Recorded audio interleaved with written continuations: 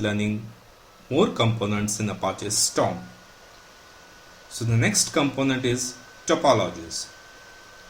So to do real-time computation on Storm, we create topologies.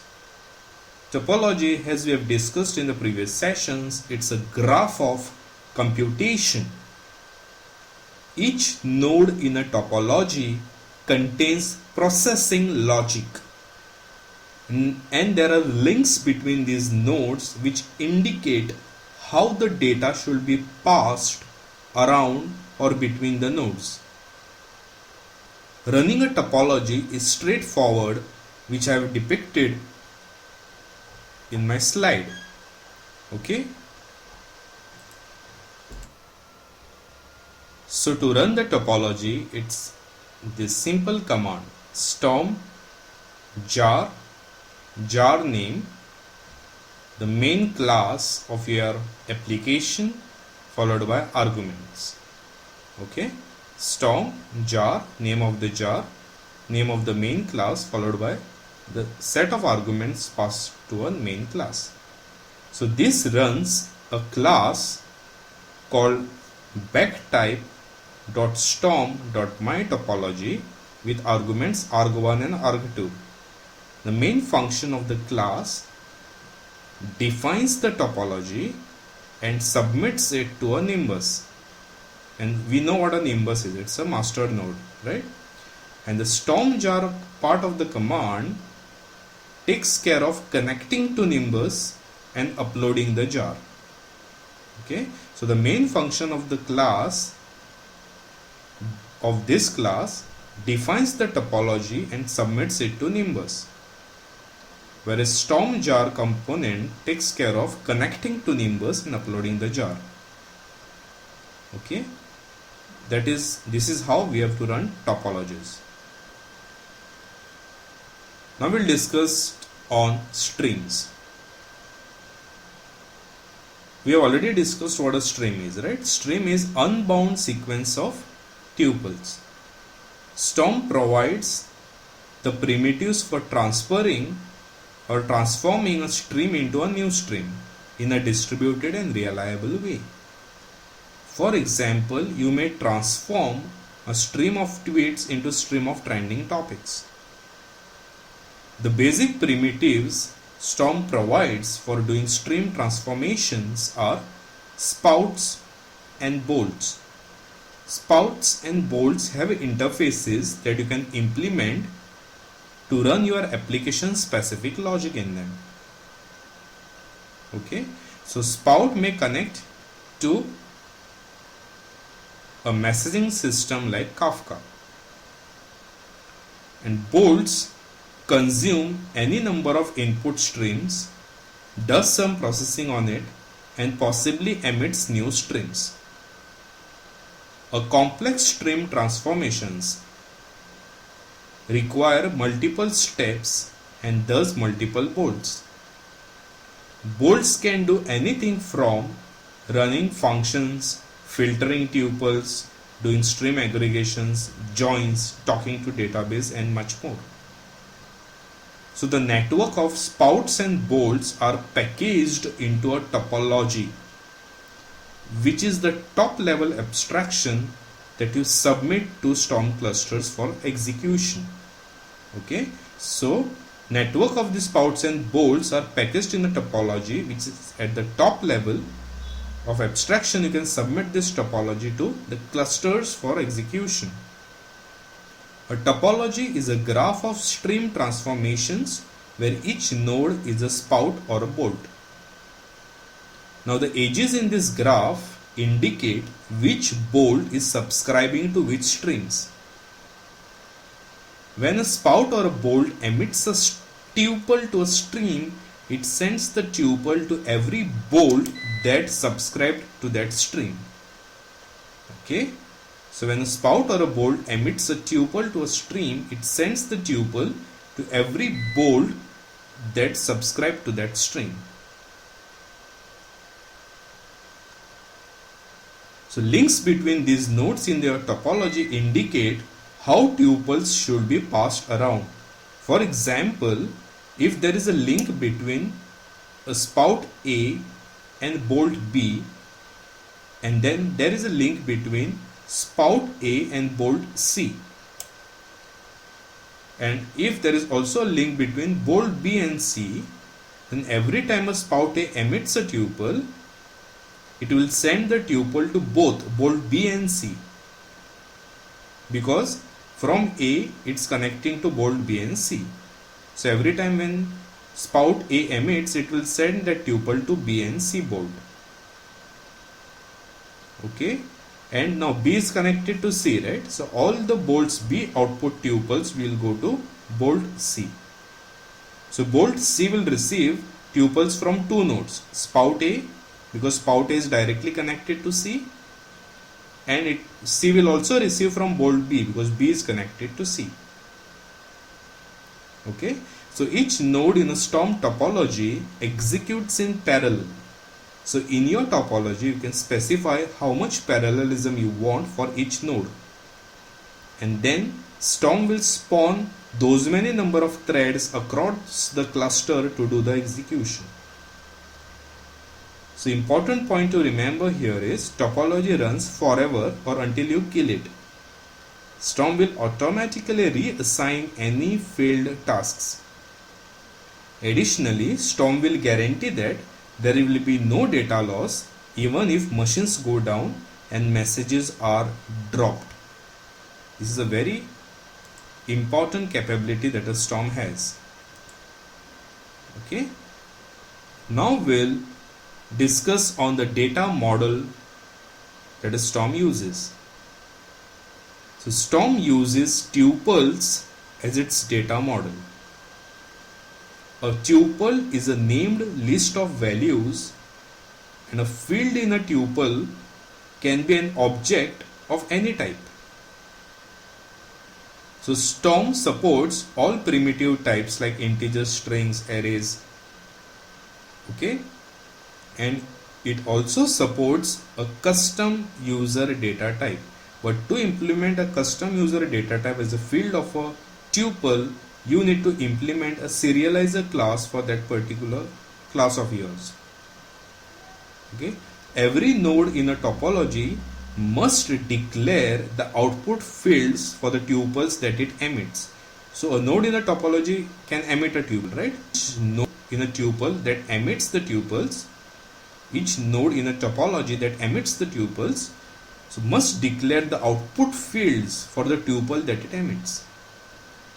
For example, this bolt, okay, that I have explained here, emits two tuples with the fields double and triple. Okay, so let's discuss this example that I have here. What am I doing here? We have a class called double and triple bolt. This is the name of the class. It can be anything. But important part to note here is it extends from base rich bolt class. Base rich bolt class is provided to you by the Storm. Okay, so we are extending a class from base rich bolt. Then here object of type output collector base. Then there is an API called prepare which we need to override, which takes the configuration, the context, and the output collector. So whatever collector object that we get as part of the prepare API, we set it to the collector object that we have instantiated here. So the collector that we receive, we set it to the collector of this class. Then the next important API is declare output fields, which we override. So all these APIs I have written that we override them, right? Because these APIs are also defined in base rich bolt, which we override as per our needs. So in declare output fields, we get a declarer object, then to that we create new fields what we want to emit. So in this double and triple bolt, we want to emit a tuple having two fields. We'll name two fields.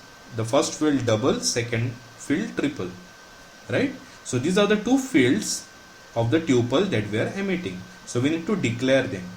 Remember, I just mentioned that every tuple that any spout or bolt emits, we need to declare the fields of the tuple that we are emitting, right? So in this example, we are emit two fields and name of double and triple, and this is how to do them. And this third, which is a hard and so what am I? Tuple parameter. This is a board connected or different board. If outs emitting a tuple, if it is connected to a board, board will be emitting a tuple. And this tuple parameter is the parameter tuple which is being emitted by its source. Okay, so this particular bolt that we are discussing now is connected either to a spout or a bolt. So that spout or bolt might be emitting some data to it, and this is that data. So this is the input data for this particular bolt. So using integer API and using a zero offset value field of tuple is saving it as the first of the incoming tuple. Then using collector object that we have in this class, we call it emit API to emit a tuple. Okay, and the first parameter is this tuple is received. What are the values that you want to emit as part of this particular tuple? So I am emitting values, value multiplied by 2 and value multiplied by 3. That means whatever number that I get from the input, I am multiplying it 2 times, so it will be double of that value, and I am multiplying that input value with 3 times, it will be triple of that value. So I am emitting double and triple.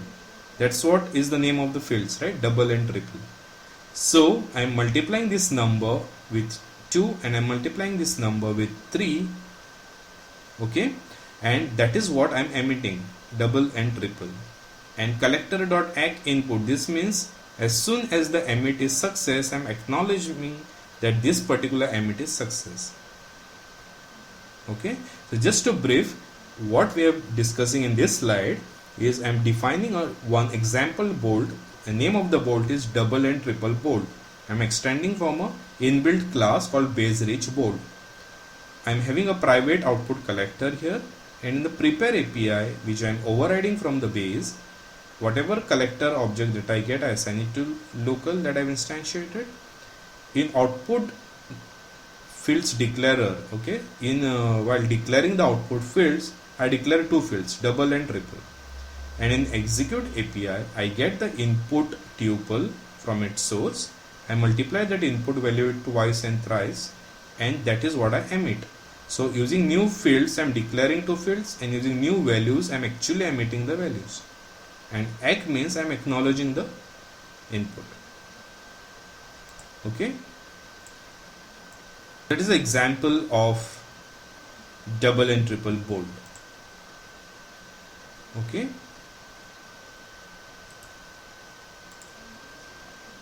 now I am explaining to you all how to write a simple topology.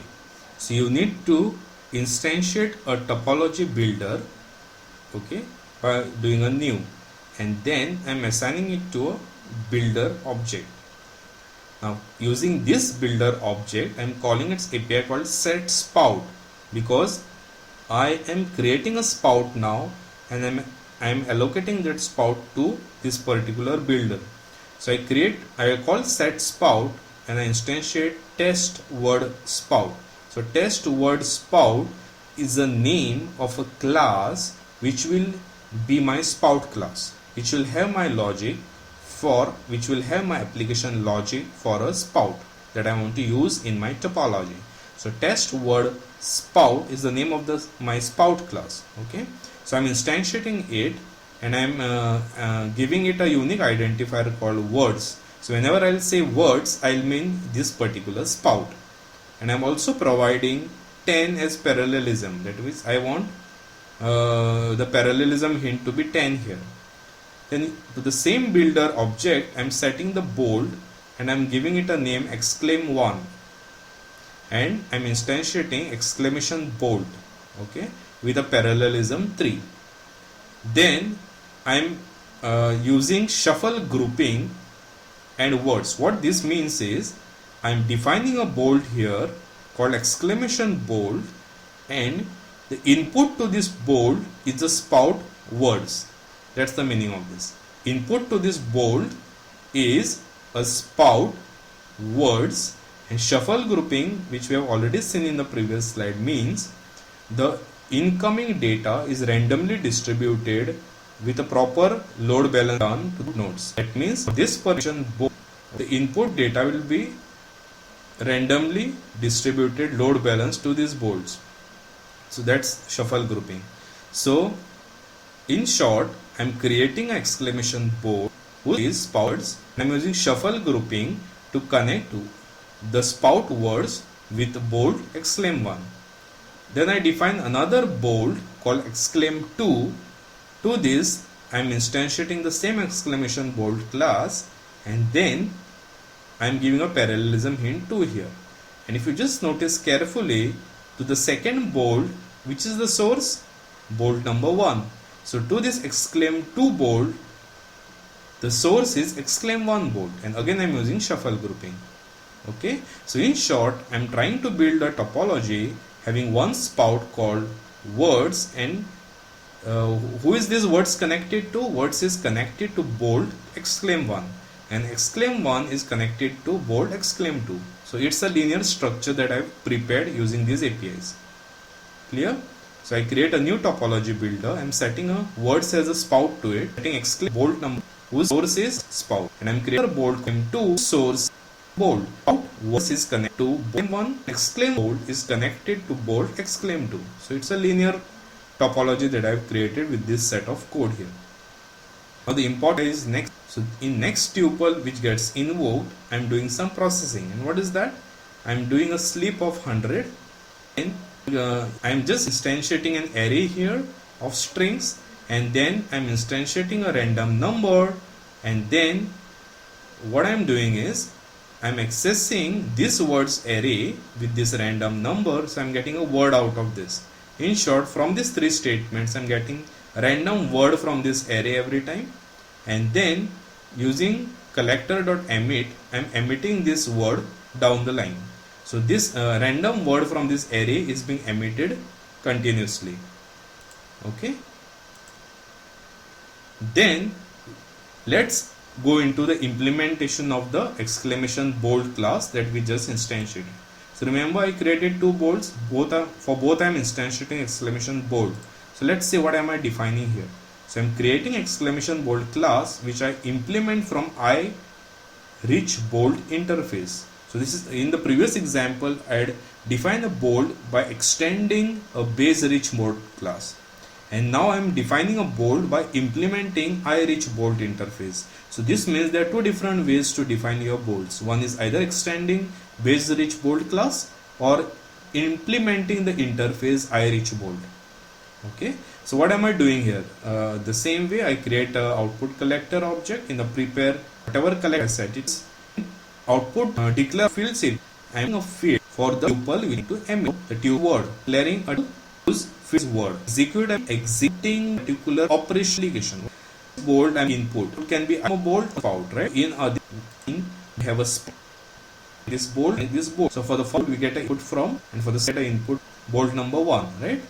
So what is this guy doing? It takes the input tuple and it gets the string out of it, and to that it appends 3 exclamation marks, and then it acknowledges that this tuple is success. So now if we again go back to this slide, what is happening? Suppose the spout, okay, this is the spout guy who emits, right? Suppose it takes a random word mic and it emits that mic. So as soon as it goes to the first bold will read that word mic, it will append to it 3 exclamation mark, and it will emit mic appended 3 exclamation marks to the next bold. So the next bold, for it the input will be mic followed by 3 exclamation marks. It will again add more 3 exclamation marks. So mic followed by 6 exclamation marks it will be emitting. Understanding? So we just created a topology wherein we had a spout to which we connected exclaim1 bold, to which we connected exclaim2 bold. So exclaim1 bold will get a random input from that particular array. So let's consider that the spout selects a random word mic from that array and emits. So exclaim1 bold will get that input word mic, to which it will append 3 exclamation marks, and it will emit it to the exclaim2 bold. Exclaim2 bold will take the input mic followed by 3 exclamation marks. It will append more 3 exclamation marks to it, because the same class is called. by the exclaim1 and exclaim2 bolts, right? So, and it will emit mic followed by 6 exclamation marks. So in short, spout will emit word mic, exclaim1 will emit word mic followed by 3 exclamation, and exclaim2 bolt will emit word mic followed by 6 exclamations. Because the logic of the bolt remains the same, it takes the data from the input and it appends 3 exclamation and it outputs. So spout had emitted mic, first bolt emitted mic with 3 exclamations, second bolt emitted mic with 6 exclamations. Simple. Understood? So this is an example of how to implement a simple topology. Clear?